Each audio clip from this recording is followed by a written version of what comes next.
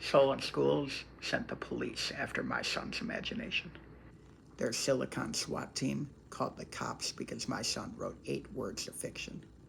Quote, help, I'm trapped in a machine. 8 words of fiction, zero violence. Robert wrote fan fiction on FNAF, a popular middle school horror series, a book that's actually featured in that school's library. But when pixels met paranoia and when algorithm met art, Solon schools chose handcuffs over humanity.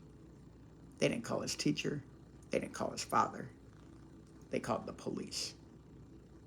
Here's what that paranoid panic over one boy's imagination accomplished. My son has a severe anxiety. He writes as a therapy, which is proven to work. He's actually written 2 full books before he was 13 years old, but he came home crying that day, not ever wanting to write again because he got detention for creative writing. And that's your legacy. You've turned creative writing into a crime scene. Your software supplier, Lightspeed, markets itself as a student safety organization, but safety from what? Safety from metaphors? Safety from make-believe? You've weaponized worry into a war on words. Now, I've already talked to the superintendent.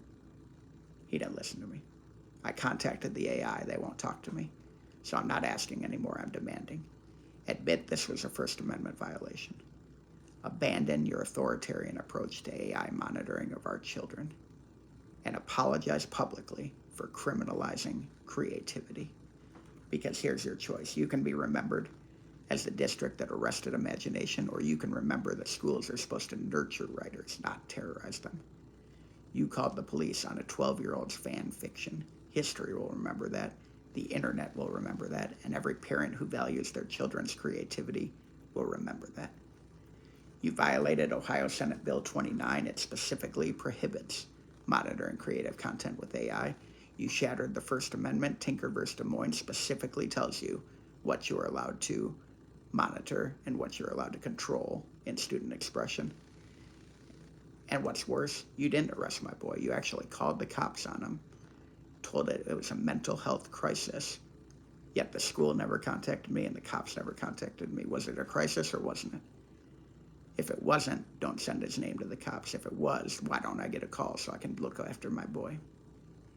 You've turned our schools into a creative writing courtroom where 12-year-olds stand trial for their thoughts. And we're done being silent. You sent the cops after my son's story. Now I'm coming for your policies. Get ready.